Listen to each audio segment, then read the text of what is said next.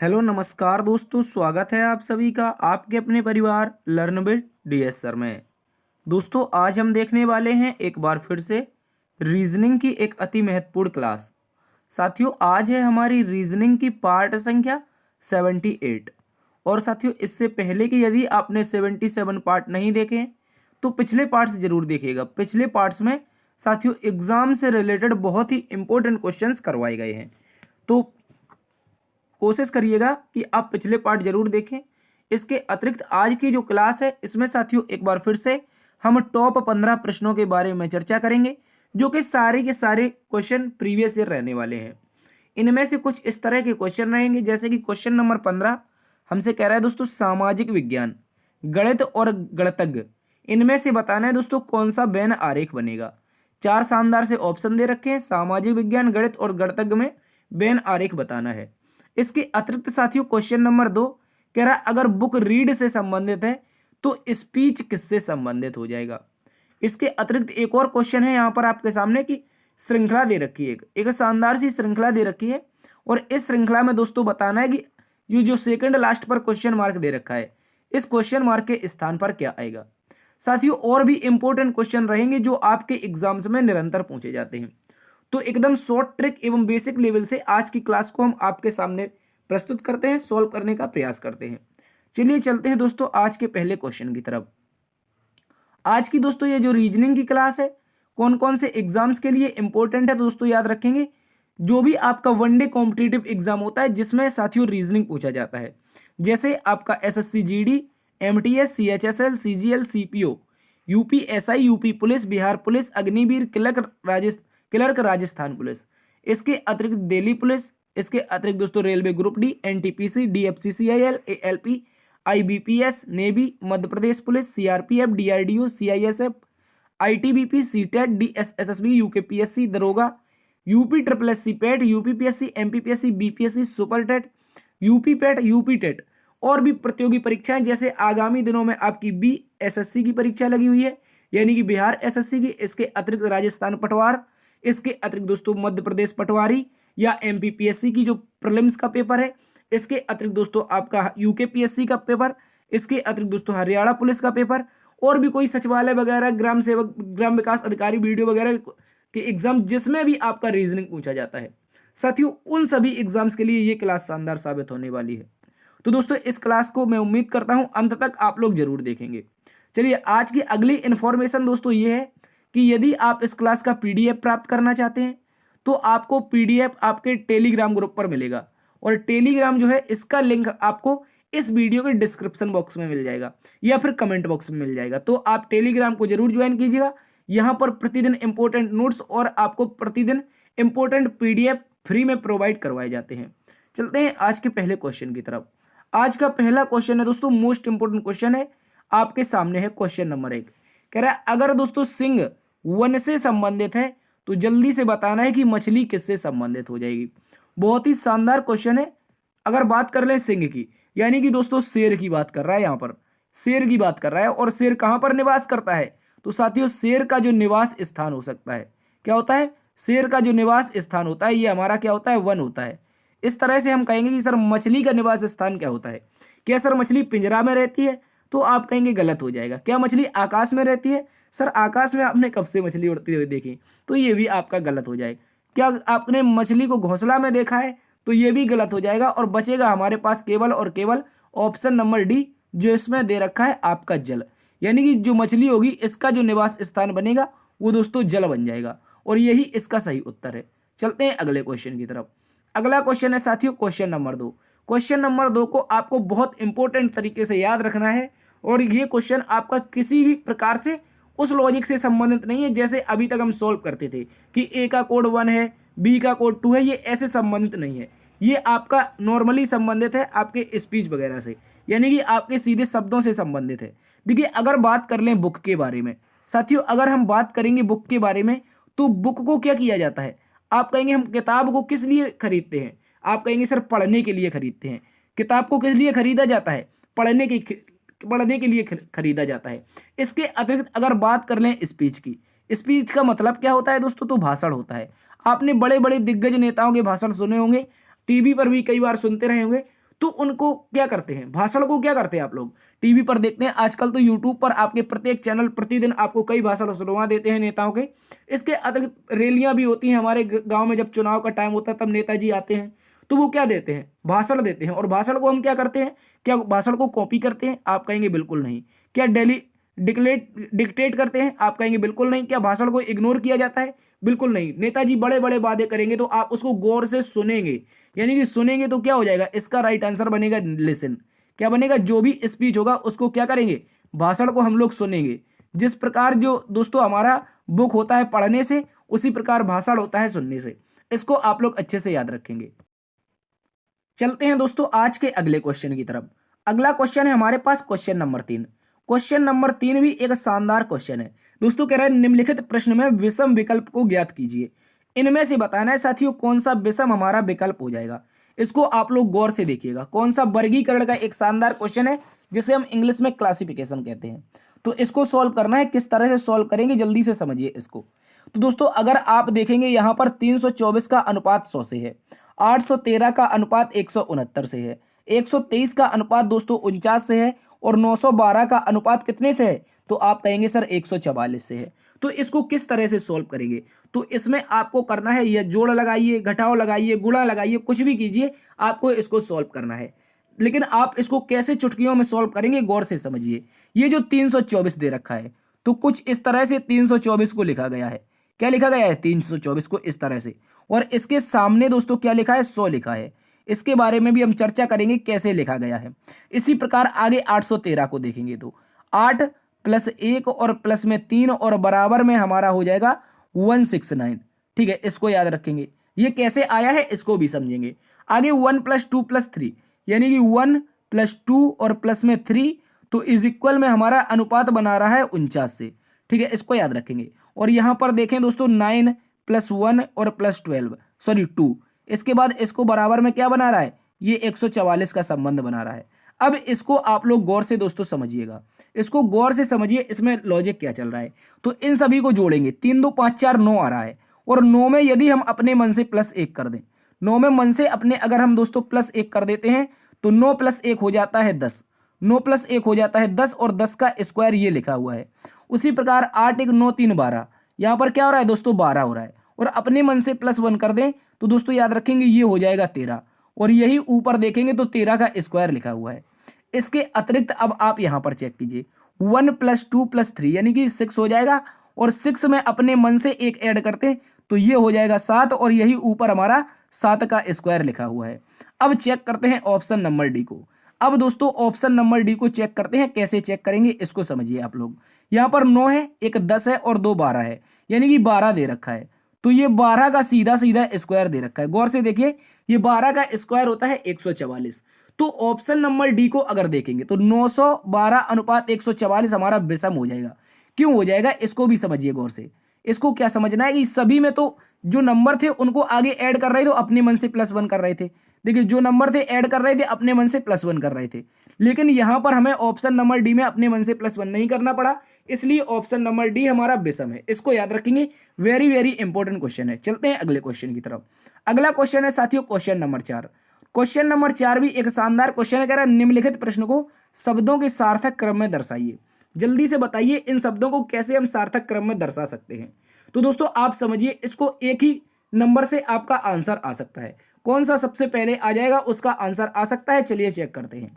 तो दोस्तों अगर आप इन सभी ऑप्शन को गौर से देखेंगे तो इन ऑप्शन में लिखा क्या है, तो साथियों आप कहेंगे सबसे पहले वर्षा लिखा है, फिर हमारा मानसून है, फिर बचाव है, फिर बाढ़ है, फिर शरण है, फिर राहत है। चलिए इसको गौर से समझते हैं। देखिए कारण क्या है दोस्तों, जब हमारा आता है मानसून, जब हमारा मानसून आता है तभी तो वर्षा होती है। आप यदि आप किसान गांव से बिलोंग करते होंगे, यदि आपके माता पिता किसान होंगे तो आप इसको अच्छे से समझ सकते हैं। जब एक किसान मानसून का इंतजार करता है तो किसका इंतजार करता है, वर्षा का इंतजार करता है। तो सबसे पहले वो दोस्तों जो किसान होगा, मान लीजिए आप रखिए इसको, तो सबसे पहले क्या आएगा, मानसून आएगा।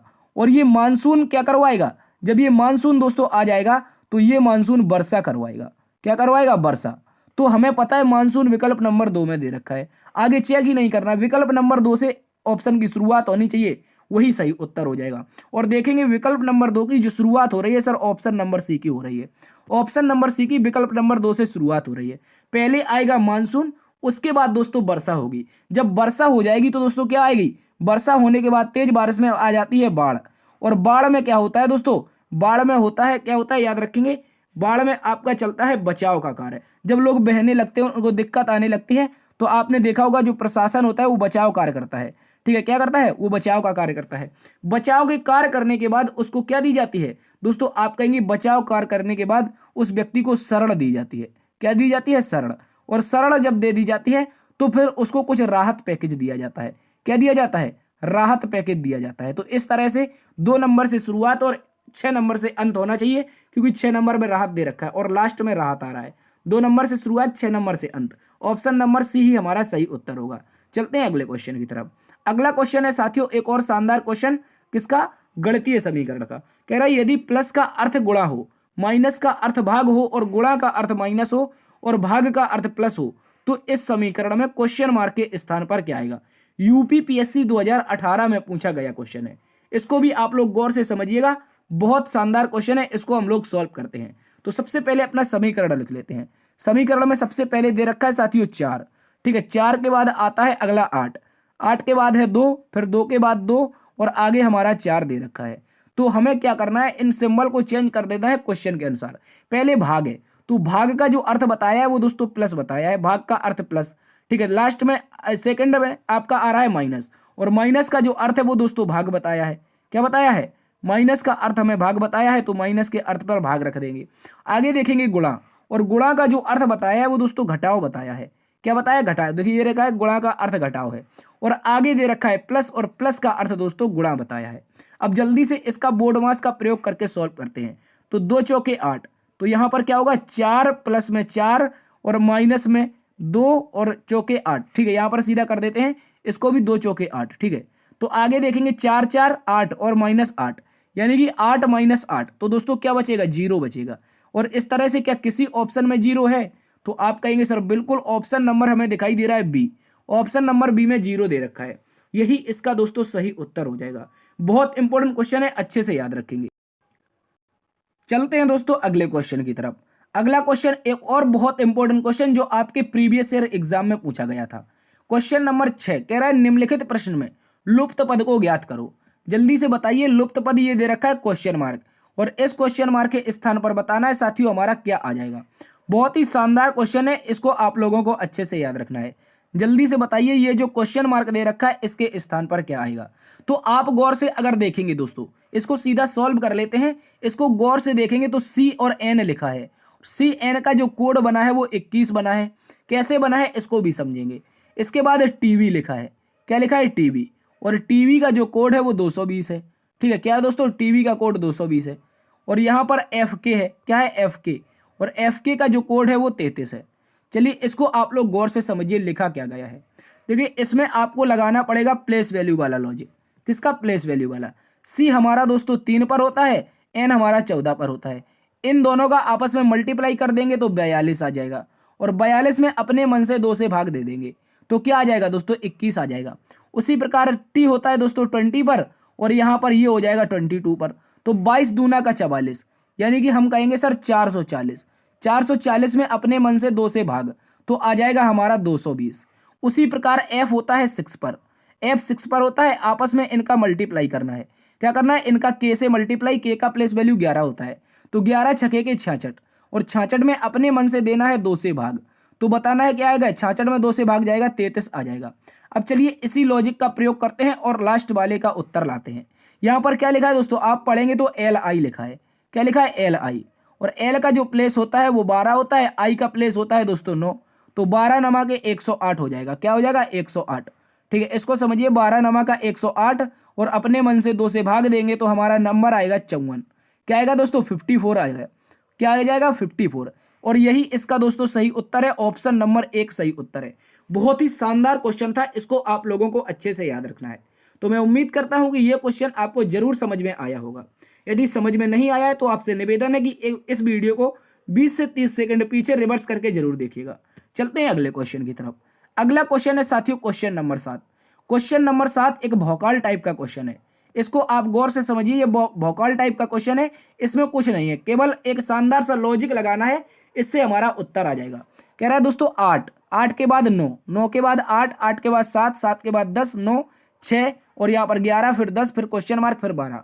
तो अगर आप इसको गौर से समझेंगे तो क्या लॉजिक बनाएंगे, आप कहेंगे सर पहले हम +1 कर लेंगे, दूसरे बार में -1 कर लेंगे, अगली बार में -1 कर लेंगे, अगली बार में +3 कर लेंगे, और अगली बार में -1 कर लेंगे, अगली बार में -3 कर देंगे। तो ऐसे कोई लॉजिक समझ में आ रहा है क्या? जल्दी से बताइए दोस्तों, क्या ऐसे कोई लॉजिक समझ में आ रहा है? आप कहेंगे सर बिल्कुल समझ में नहीं आ रहा है, फालतू में समय बर्बाद कर रहे हैं। चलिए अब देखते हैं इसका लॉजिक क्या है। इसको आपको बराबर बराबर 3 श्रृंखलाओं में विभाजित करना है। ये जो क्वेश्चन है ये आपका CGL के मेंस में पूछा गया था पिछले वर्ष, तो इसको आप लोगों को याद रखना है। ये कैसे है, इसको कैसे सॉल्व करना है दोस्तों, तो इसका एक शानदार सा ट्रिक है। इनको आप या तो तीसरे नंबर पर, अभी तक अल्टरनेट सॉल्व करते थे, इसको अब तीसरे पद के साथ सॉल्व करना है। तो ये एक अलग अलग श्रृंखला बन जाएगी। ये 8 को 7 के साथ, और अगला दूसरा 2 नंबर छोड़ के तीसरा, फिर 1 नंबर छोड़ के अगला वाला। यानी कि देखिए 2 नंबर यहां पर भी छूटे हैं, 2 नंबर यहां पर भी छूटे और 2 नंबर यहां पर भी छूटे। तो एक श्रृंखला बनाते हैं, एक श्रृंखला बनाते हैं जिसका नाम रखेंगे 8, 8 के बाद 7, 7 के बाद 6, तो अगला क्वेश्चन मार्क है, तो क्वेश्चन मार्क के स्थान पर 5 आना चाहिए, क्योंकि यहाँ पर हर बार में -1 चल रहा है। इसके बाद दूसरी श्रृंखला क्या बनाएंगे, दूसरी श्रृंखला बनाएंगे दोस्तों 10, 1 मिनट कलर चेंज कर लेते हैं, दूसरा कलर लेते हैं। तो यहाँ पर एक बनाएंगे 9 से 2 अंक छोड़ने के बाद 10, 10 के बाद 2 अंक छोड़ने के बाद दोस्तों 11, 11 के बाद 2 अंक छोड़ने के बाद 12। यानी कि इसमें पहली वाली श्रृंखला में भी प्लस, तो देखिए यहाँ पर अब 9, 9 के बाद दोस्तों 10, 10 के बाद 11 और 11 के बाद 12। ठीक है, इस तरह से आ जाएगा। इसके बाद अब तीसरे नंबर से स्टार्ट करते हैं। कहाँ से, याद रखेंगे तीसरे नंबर से। ठीक है, ब्लैक कलर चूज करते हैं और तीसरे नंबर से स्टार्ट करते हैं। तो तीसरे नंबर में आप देखेंगे तो 2 नंबर छोड़ने हैं, ये 2 नंबर छोड़ देने हैं, तीसरे नंबर से स्टार्ट करेंगे। तो 9 है, 9 के बाद देखेंगे 10 है, लेकिन अगला वाला पद ही नहीं है, तो इस कारण हम इसको चेक नहीं करेंगे। तो अगला आ जाएगा हमारा दोस्तों 8, 8 के बाद 9 और 9 के बाद 10। तो अब गौर से समझेंगे तो आप बता सकते हैं कि जो क्वेश्चन मार्क होगा उसके स्थान पर क्या आएगा दोस्तों, 5 आएगा। इसको एक बार फिर से समझिए आप लोग, इसको एक बार बहुत शानदार तरीके से फिर से समझिए। देखिए 2 नंबर अल्टरनेट 7 हो गया, फिर से 2 नंबर अल्टरनेट 6 हो गया, अब की बार 2 नंबर अल्टरनेट तो क्या आ जाएगा, क्वेश्चन मार्क के स्थान पर 5 आ जाएगा। यही इसका सही उत्तर है, इसको याद रखेंगे। चलते हैं अगले क्वेश्चन की तरफ। अगला क्वेश्चन है क्वेश्चन नंबर 8, एक और शानदार सा क्वेश्चन है, इसको भी याद रखेंगे। कह रहा है निम्नलिखित प्रश्न आकृति को बनाने के लिए आवश्यक न्यूनतम रेखाओं की संख्या क्या है। जल्दी से बताइए, यदि हमें इस प्रकार की आकृति दोस्तों बनानी है तो इसमें कितनी न्यूनतम रेखाएं होनी चाहिए जिससे कि यह आकृति बन जाए। चलिए चेक करते हैं, आपको यहीं पर नजर रखनी है। और इसमें क्या करेंगे दोस्तों, सबसे पहले हम बेंड वाली जो लाइन होंगी, यानी कि लेटी हुई लाइन होंगी, उनको काउंट करेंगे। उसके बाद खड़ी लाइनों को काउंट करेंगे, उसके बाद आड़ी टेढ़ी जो लाइनें होंगी इनको काउंट करेंगे। ठीक है, इस तरह से हम हमेशा जब भी लाइनें काउंट करनी हो तो ऐसे ही काउंट करेंगे, जिससे आसानी हो जाती है। देखिए गिनना शुरू करते हैं। तो सबसे पहले बेंड वाली लाइन, 1 लाइन दोस्तों, 2 लाइन, उसके बाद 3 लाइन, 1 मिनट, ये हो गई हमारी 3 लाइन। इसके बाद ये वाली चौथी, और ये वाली हमारी लास्ट में हो जाएगी 5वें नंबर की। इसके बाद खड़ी वाली, खड़ी लाइनें कहीं पर दिख रही हैं तो आप कहेंगे सर नहीं है, तो बेंड काउंट कर लेते हैं। एक ये लाइन, दूसरी ये लाइन, तीसरी ये लाइन, चौथी ये लाइन और 5वीं ये लाइन। तो ग्रीन से हमें 5 मिली थी, याद रखेंगे ग्रीन से 5 मिली थी, और इस कलर से भी हमें 5 मिल चुकी हैं। इसके बाद अब लेते हैं ब्लू, तो इसमें प्लस करके और देखिए, ये वाली एक लाइन, दूसरी ये वाली लाइन, तीसरी ये वाली लाइन, चौथी ये और 5वीं ये, यानी कि 5 और मिल जाएंगी। तो 5 त्रिका के 15 लाइनें। यदि आपके पास इस तरह की 15 लाइनें होंगी तो आप इस आकृति को बना सकते हैं, तो इसको भी याद रखेंगे। चलते हैं अगले क्वेश्चन की तरफ। अगला question, question number 9। Question number 9 एक ब्लड रिलेशन का शानदार सा क्वेश्चन है। इसमें हमसे क्या कहा है, इसको आप लोग गौर से समझिए, इसको सॉल्व करेंगे।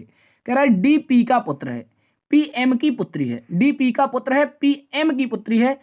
1 मिनट, आगे कह रहा है एस का विवाह एम के साथ हुआ है। आर तथा एच एस के बच्चे हैं। डब्ल्यू एच का पति है और के डब्ल्यू का पुत्र है। के डी से कैसे संबंधित है। जल्दी से इस क्वेश्चन को आप लोग कमेंट बॉक्स में इसका आंसर बताइए, क्या हो जाएगा इसका आंसर। चलिए इसको हम सॉल्व करते हैं। तो दोस्तों इस लाइन को आप गौर से पढ़िए। कह रहा है डी पी का पुत्र है, तो डी को दोस्तों बनाते हैं हम पी का पुत्र। किसका, याद रखेंगे डी नाम का जो शख्स है इसको हम पुत्र बनाते हैं पी का।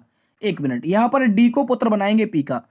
अरे यार क्या हो रहा है, यहाँ पर ये हो जाएगा हमारा डी और पुत्र हो जाएगा दोस्तों किसका, याद रखेंगे ऊपर वाले पी का। तो पी का पुत्र बना देंगे। क्या आपको दिखाई दे रहा है ये वाला कलर आपको दिखाई दे रहा है? अगर नहीं दिखाई दे रहा है तो सीधा सा ग्रीन ले लेते हैं। ठीक है, डी दोस्तों पी का पुत्र हो गया। आगे कह रहा है पी एम की पुत्री है। पी जो है दोस्तों ये एम की पुत्री है, तो ये पुत्री किसकी हो जाएगी, पी। पी पे लगाना है नेगेटिव क्योंकि ये पुत्री है, और पुत्री किसकी है, तो इसके ऊपर आएगा एम। क्या आएगा दोस्तों, याद रखेंगे पी के ऊपर एम आ जाएगा, तो एम की पुत्री हो जाएगी पी। आगे कह रहा है एस का विवाह एम के साथ हुआ है। तो एस का विवाह, इन दोनों की जल्दी से शादी करवा देते हैं, इन दोनों की शादी करवा देते हैं। एस का विवाह एम के साथ हुआ है। ठीक है, अभी इनमें पता नहीं है दोस्तों कौन सा पति है और कौन सी पत्नी है। आगे कह रहा है आर तथा एच एस के बच्चे हैं। आर तथा एच एस के बच्चे हैं। तो ये कैसे बच्चे बनेंगे, जब ये पी के भाई बहन बन जाएंगे, आर तथा एच। तो आर यहां पर हो सकता है और एच को हम यहां पर रख देते हैं। तो ये तीनों के तीनों आपस में भाई बहन हो गए। क्या हो गए, भाई बहन, लेकिन अभी तक इनका जेंडर पता नहीं है। ठीक है, आर तथा एच एस के बच्चे हैं। अब कहा डब्ल्यू एच का पति है। डब्ल्यू दोस्तों जो है वो एच का पति है, तो एच की भी शादी करानी पड़ेगी। एच कहां पर स्थित है, तो आप कहेंगे यहां पर स्थित है। एच की शादी करा देते हैं किससे, दोस्तों डब्ल्यू से। तो डब्ल्यू पति हो जाएगा, एच पत्नी हो जाएगी। आगे कह रहा है दोस्तों के डब्ल्यू का पुत्र है। के दोस्तों जो है वो डब्ल्यू का पुत्र है। तो दोस्तों हमें क्या पता चल जाएगा, के डब्ल्यू का पुत्र है। ठीक है, के डब्ल्यू का पुत्र, तो डब्ल्यू ये हो जाएगा, इसका नीचे पुत्र आएगा के, तो ये हो जाएगा। एक मिनट, इसको थोड़ा हटके बनाते हैं। ये जो डब्ल्यू है, डब्ल्यू का पुत्र है दोस्तों के। ठीक है, इसको इस तरह से याद रखेंगे। तो अब कह रहा है कि के डब्ल्यू का पुत्र बन चुका है। सारी की सारी हमें इक्वेशन पता चल गई। ठीक है, सारी की सारी इक्वेशन पता चल चुकी हैं। एक बार फिर से कंफर्म कर लीजिए कि डी पी का पुत्र है, पी एम की पुत्री है, पी एम की पुत्री हो चुकी है, और एस का विवाह एम के साथ हुआ है। आर तथा एच ये रहे, ये किसके बच्चे हैं, एस के बच्चे हैं। ठीक है, इनमें आगे एक बार अगली लाइन कहा है कि डब्ल्यू का विवाह डब्ल्यू एच का पति है। जो डब्ल्यू है वो पति हो जाएगा किसका, इस वाले एच का। ठीक है, और आगे का है के डब्ल्यू का पुत्र है, ये भी हो गया। अब कह रहा है दोस्तों के डी से कैसे संबंधित है, क्या बताना है दोस्तों, हमें इसमें बताना है जो के नाम का शख्स है ये रहा, ये डी से कैसे संबंधित है। तो डी क्या कहेगा, डी कहेगा ये मेरी मम्मी है, हो सकता है ये तो मेरी सीधी मौसी दिखाई दे रही है। ठीक है, ये मेरी मम्मी है, ये मामा या मौसी हो सकते हैं, लेकिन ये मौसी है। तो मेरी मौसी का जो लड़का होगा वो मेरा क्या होगा, मेरी मौसी का लड़का मतलब मौसेरा भाई। ठीक है, मौसेरा भाई, लेकिन ऑप्शन में मौसेरा भाई दे नहीं रखा है। ऑप्शन नंबर 3 में कजिन दे रखा है। कजिन का मतलब क्या होता है दोस्तों, चाचा का लड़का, मौसा का लड़का, फूफा का लड़का, मामा का लड़का, ये सारे के सारे कजिन के अंतर्गत आते हैं। ठीक है, इसको याद रखेंगे। तो इसका राइट आंसर बनेगा क्या, कजिन, इसको याद रखेंगे। चलते हैं अगले क्वेश्चन की तरफ। अगला question, question number 10। Question number 10 कह रहा है यदि 12 फरवरी 1986 बुधवार पड़ता है तो 1 जनवरी 1987 किस दिन पड़ता है, ये जल्दी से बताना है। जल्दी से इसका आंसर बताइए, तब तक हम इसको सॉल्व करते हैं। तो दोस्तों सबसे पहले हमसे कहा है कि 12 फरवरी, क्या कहा है, याद रखेंगे। सबसे पहले कहा है दोस्तों कि जो डेट है वो 12 फरवरी है। ठीक है, 12 फरवरी है और सन है 1986। क्या है, सन 1986। इसके बाद जाना कहाँ तक है, तो हम कहेंगे 1 जनवरी। कहाँ तक जाना है, 1 जनवरी, अगली साल जाना है 1 जनवरी, और बता देंगे दोस्तों क्या, 1987। क्या बता देंगे, 1987 तक जाना है। ये हो गया 1987। चलिए इसको सॉल्व करते हैं। अब इसको अगर सॉल्व करेंगे हम लोग, तो इसको सॉल्व करेंगे तो क्या आ जाएगा, तो देखिए यहां पर आप इसको 2 तरीके से सॉल्व कर सकते हैं। दोनों तरीके बताऊंगा। तो पहले फरवरी, उसके बाद मार्च, अप्रैल, मई, जून और जुलाई। इसके बाद दोस्तों यहां पर रखेंगे अगस्त, उसके बाद रखेंगे सितंबर, अक्टूबर, नवंबर, दिसंबर। इसके बाद जाना कहां तक है, 1 जनवरी तक। तो उसको एक जनवरी को और काउंट कर लेंगे, इसमें 1 दिन। ठीक है, तो फरवरी के तो दोस्तों 12 दिन तो खत्म हो चुके हैं, और 1986 है, और 1986 है क्या, लीप वर्ष से चेक करते हैं। तो इसमें 4 से भाग, 4 दूना का 8, 4 से भाग नहीं जा रहा, तो मतलब ये एक लीप वर्ष नहीं है। मतलब क्या है, ये एक लीप वर्ष नहीं है 1986। तो फरवरी में कितने दिन बचे, आप कहेंगे सर 16 दिन बचे, और 16 दिन को हम क्या लिख सकते हैं, 16 में यदि 7 का भाग दे दें 2 लिख सकते हैं। तो ये हो जाएगा हमारा 2। क्या हो जाएगा दोस्तों, फरवरी के 2 कोड हो जाएगा, 2 बचेगा शेषफल। इसके बाद मार्च में 3 बचता है, अप्रैल में 2, मई में 3, जून में 2, जुलाई में 3, अगस्त में 3, सितंबर में 2, अक्टूबर में 3, नवंबर में 2 और दिसंबर में 3 और जनवरी में 1। अब सर ये क्या बचा है, अब हम बताएंगे कि ये बचा क्या है, ये आपको समझना है। देखिए फरवरी के बचे 16 दिन, फरवरी के जब 16 दिन बचेंगे तो 7 से भाग लगाएंगे, तो क्या बचेगा, रिमाइंडर क्या बचेगा, 2 बचेगा। उसी प्रकार मार्च में होते हैं 31 दिन, 7 से भाग लगाएंगे, रिमाइंडर 3 बचेगा। वो सारे के सारे रिमाइंडर लिखे हुए हैं। अप्रैल के 30 दिन, 7 से भाग 2 रिमाइंडर। मई के 31 दिन, 7 से भाग 3 रिमाइंडर। जून के 30 दिन, 7 से भाग 2 रिमाइंडर। तो इस तरह का ये सारा का सारा क्रम लिखा है। तो दोस्तों अब देखेंगे कि यहाँ पर टोटल नंबर क्या आ रहे हैं। तो टोटल काउंट करते हैं तो 2 और 2 4 3 7 ये कट जाएगा। इसके बाद 3 2 5 3 8, 1 मिनट, 3 2 5 5 3 8, 8 3 11, 11 3 14, तो ये कट गया। इसके बाद क्या आएगा यहाँ पर 2 2 4 3 7, यानी कि केवल और केवल हमारे पास एक एक्स्ट्रा बचेगा। क्या बचेगा, एक एक्स्ट्रा। और इसी बुधवार में दोस्तों हम क्या करेंगे, इस बुधवार में इस एक को जोड़ देंगे। तो हमारा जो सही उत्तर बनेगा वो दोस्तों गुरुवार बनेगा। क्या बनेगा, गुरुवार। इसको आप लोग अच्छे से समझिए। देखिए इसको समझाने का एक और तरीका, देखिए गुरुवार तो आंसर आ चुका है। अब दोस्तों अगर ये आपको इतना सारा ना करना पड़े, इतना सारा अगर नहीं करना है, तो आपको एक ट्रिक लगानी है। ट्रिक क्या लगानी है, इसको गौर से समझिए। देखिए अभी आपको 1 मिनट हमको दीजिए, इसके बाद आपको समझना पड़ेगा। तो यहाँ पर अगर देखें तो 12 फरवरी है, इसको यदि बैक चले जाएं, अगर हम 1 जनवरी तक चले जाए 12 फरवरी से, तो फरवरी के 12 दिन और जनवरी के दोस्तों 30 दिन, 30 12 क्या हो जाएगा, 42 हो जाएगा। 30 12 42 हो जाएगा। गौर से समझिए, 30 12 42 हो जाएगा, 7 से भाग बचेगा तो क्या हो जाएगा, 1 जनवरी का जो डेट आएगी, 1 जनवरी 1986 की जो डेट आएगी वो बुधवार को पड़ेगी। तो अगला साल 1 जनवरी 1987। अब मैं कहूँगी 1 जनवरी 1986, 1 जनवरी 1986 को दोस्तों दिन है हमारा बुधवार। तो 1 जनवरी 1987 को बता सकते हैं आप लोग, बिल्कुल बता देंगे, एक जोड़ देंगे क्योंकि लीप वर्ष नहीं है तो एक रिमाइंडर एक्स्ट्रा बचता है। तो बुधवार में 1 गुरुवार आपका सही उत्तर आएगा। इसको भी आप लोग अच्छे से याद रखेंगे। तो मैंने आपको दोनों ट्रिक से बताया, आप जैसे भी चाहो इसको सॉल्व कर सकते हो। चलते हैं दोस्तों अगले क्वेश्चन की तरफ। अगला क्वेश्चन नंबर 11 कह रहा है, एक दिन में कितनी बार घड़ी की सुइयां सीधी रेखा में होती हैं लेकिन विपरीत दिशा में। जल्दी से बताइए, एक दिन में ऐसी कितनी घड़ी की सुइयां कितनी बार एक दिन में सीधी रेखा में होगी परंतु विपरीत दिशा में होगी। विपरीत दिशा का मतलब क्या है, एक घड़ी की सुई इस दिशा में होनी चाहिए जबकि दूसरी घड़ी की सुई इस दिशा में, यानी कि ये जो कोण बनेगा वो 180 डिग्री का बनना चाहिए, 180 डिग्री का बनना चाहिए। जल्दी से इसका राइट आंसर बताइए क्या हो जाएगा दोस्तों इसका राइट आंसर। तो आप लोग गौर से समझिएगा, यहां पर जो लॉजिक बनता है वो घड़ी की जब भी सुइयों को समाती पूछेगा या विपरीत दिशा में पूछेगा, यानी कि 90 डिग्री पूछेगा, यानी कि 0 डिग्री पूछेगा यानी कि संपाती, या फिर पूछेगा 180 डिग्री। तो इन दोनों में बताना है। एक दिन में होते 24 घंटे, और 24 घंटे में जब ये दोनों मिलकर बनाती हैं तो 44 बार बनाती हैं।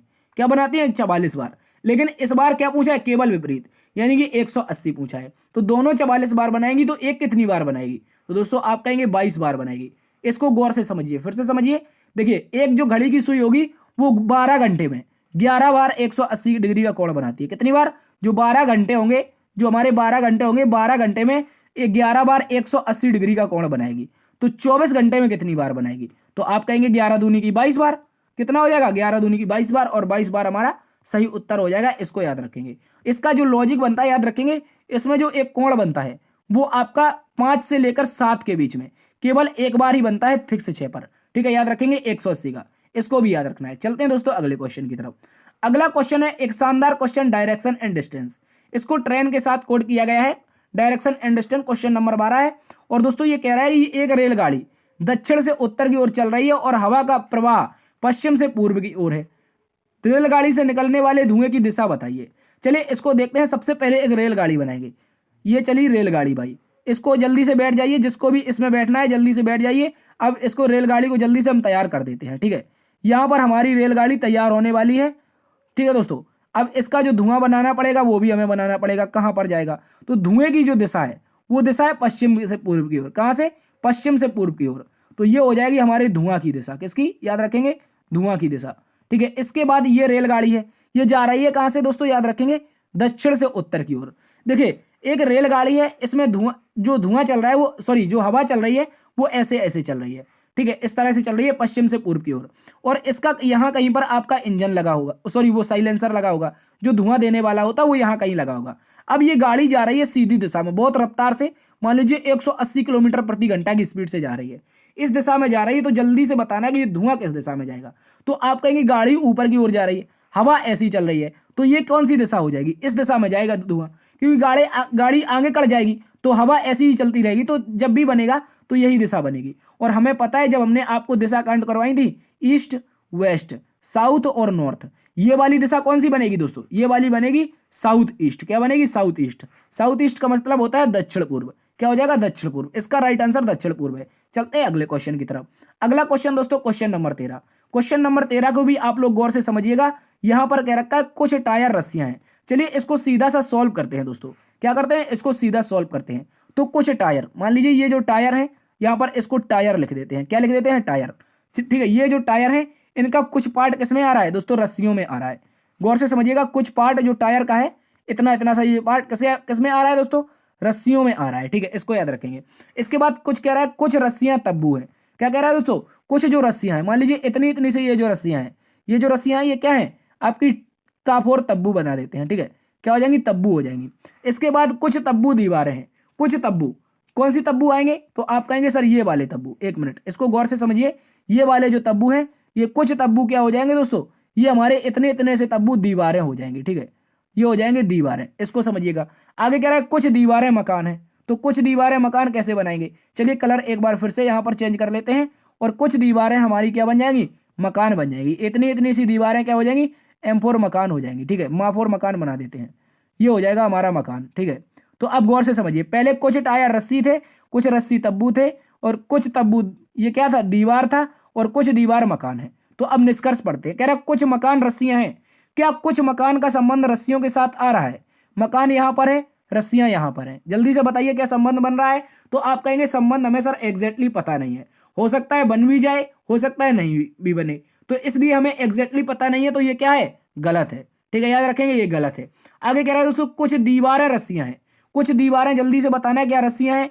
चलिए कुछ दीवारें रस्सियां चेक करते हैं। तो ये रही दीवारें, ये रही रस्सियां, इनका भी हमें एग्जैक्टली संबंध पता नहीं चल रहा है। यानी कि हमें कोई भी एग्जैक्टली पता नहीं चल रहा है ये बन रहा है कि नहीं बन रहा है। तो जब नहीं पता चल रहा है तो ये क्या है, ये भी गलत है, क्योंकि ऊपर वाला भी एग्जैक्टली पता नहीं, नीचे वाला भी एग्जैक्टली पता नहीं। अब कह रहा है कुछ तब्बू टायर है। कुछ तब्बू क्या टायर है दोस्तों, तो कुछ तब्बू को देखेंगे। देखिए अब अगर हम देखें तब्बू को, तो आप देखेंगे ये है ताफोर तब्बू, और इनका संबंध बताना है टायर से। क्या ये टायर से संबंध बना रहे हैं तब्बू, तो आप कहेंगे देखिए यहां पर तो नहीं दिखाई दे रहा है, हो सकता है सर बन जाए। कैसे हो सकता है, ये टायर का संबंध यहां पर आ जाए तब्बू। ठीक है, तो हमें नहीं पता है, हमें जब एग्जैक्टली पता नहीं चलता है तो इसको भी हम गलत बना देते हैं। यानी कि तीनों के तीनों निष्कर्ष गलत हैं। अब आप यहां पर देखिए, क्या कोई दो नंबर एक जैसे मिलान कर रहे हैं, मकान रस्सियां हैं, दीवारें रस्सियां हैं, तो मिलान नहीं कर रहे। तब्बू टायर है, कोई मिलान नहीं कर रहा है। यानी कि दोस्तों सारे के सारे अनुसरण नहीं करते हैं, सारे के सारे अनुसरण नहीं करते हैं। कौन सा ऑप्शन मिलेगा दोस्तों, यहां पर कोई भी ऑप्शन नहीं है। चलिए यहां पर मिस टाइपिंग हो गई, और मैं मानता हूं कि यहां पर मिस टाइपिंग है। तो दोस्तों आप यहां पर याद रखेंगे, जो सारे के सारे अनुसरण यहां पर लिखेंगे नहीं करते हैं, क्या है, सारे के सारे गलत हैं। ठीक है, इसको याद रखेंगे, सभी गलत हैं। क्या है दोस्तों, सभी गलत हैं, इसको याद रखेंगे, सभी गलत हैं। चलते हैं अगले क्वेश्चन की तरफ। अगला क्वेश्चन है दोस्तों क्वेश्चन नंबर 14, और क्वेश्चन नंबर 14 को भी गौर से समझिए। कह रहा है वह आकृति ज्ञात कीजिए जो कागज को मोड़ने, पंच करने और खोलने के बाद प्राप्त होती है। चलिए दोस्तों यहां पर क्या कर रहा है, एक कागज का टुकड़ा है सादा। इस कागज के टुकड़े को बीच से इन्होंने फाड़ दिया और इस दिशा में मोड़ दिया। उसके बाद फिर इनको मन नहीं माना, फिर से इन्होंने बीच से फाड़ दिया। जैसे हम बचपन में करते थे, एक कागज का सादा पन्ना होता था, उसको बीच से काट देते थे, उसके बाद बीच वाला बचता था, फिर उसको भी बीच से काट देते थे। वही यहाँ पर चल रहा है। तो दोस्तों याद रखेंगे, पहले एक सादा पन्ना था, उसको बीच से काटकर इस दिशा में मोड़ा, उसके बाद फिर बीच से काटकर इस दिशा में मोड़ा। तो अब क्या किया दोस्तों, यहाँ पर एक छोटा सा त्रिभुज बना दिया, यानी कि कैंची से कट लगा करके एक छोटा सा त्रिभुज बना दिया। अब कह रहा है जल्दी से खोलिए इसको। तो खोलेंगे जब इसको दोस्तों, तो गौर से आप लोग समझिएगा।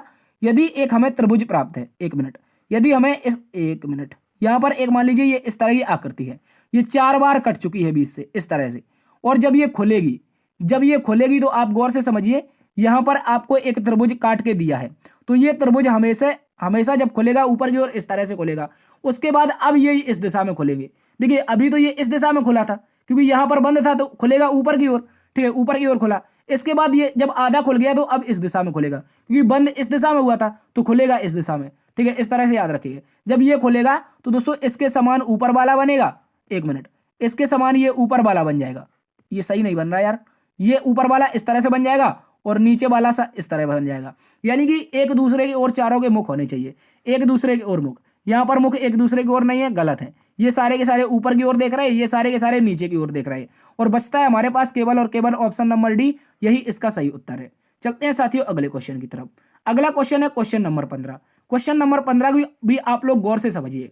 कह रहा है दोस्तों एक सामाजिक विज्ञान है, एक गणित है और एक गणितज्ञ है। जल्दी से बताइए इनमें कौन सा वेन आरेख बनेगा। सामाजिक विज्ञान, गणित और गणितज्ञ में कौन सा वेन आरेख बनेगा। तो दोस्तों आप कहेंगे जो सामाजिक विज्ञान है ये एक विषय है। क्या है? एक विषय है। इसके बाद गणित की बात करेंगे, ये भी एक अलग विषय है। सामाजिक विज्ञान अलग विषय है, गणित अलग विषय है। इसके बाद गणितज्ञ की बात करें तो गणितज्ञ कौन होगा? एक आदमी होगा, यानी कि एक मैन, ह्यूमन कह सकते हैं, यानी कि चाहे वो औरत हो या पुरुष हो, वो एक ह्यूमन हो सकता है, एक गणितज्ञ।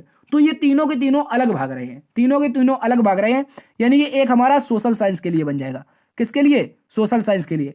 दूसरा दोस्तों बन जाएगा हमारा मैथ के लिए। किसके लिए? याद रखेंगे, दूसरा मैथ के लिए बन जाएगा। और तीसरा बन जाएगा गणितज्ञ जी के लिए, यानी कि जो मैथमेटिशियन होगा। कौन होगा? जो मैथमेटिशियन होगा, कोई व्यक्ति होगा, ठीक है। मैथमेटिशियन आपने कोई जानवर तो देखा नहीं है, तो मैथमेटिशियन जो होगा वो एक व्यक्ति होगा। ये तीनों के तीनों अलग बनेंगे। तो दोस्तों आप कहेंगे जब तीनों के तीनों अलग बनेंगे तो ऑप्शन नंबर बी को बना देते हैं, यही इसका दोस्तों सही उत्तर हो जाएगा। इसको भी आप लोग अच्छे से याद रखें। तो दोस्तों ये थी आज की क्लास। कमेंट बॉक्स में अपना रिव्यू देकर बताइए कि आज की क्लास साथियों कैसी लगी।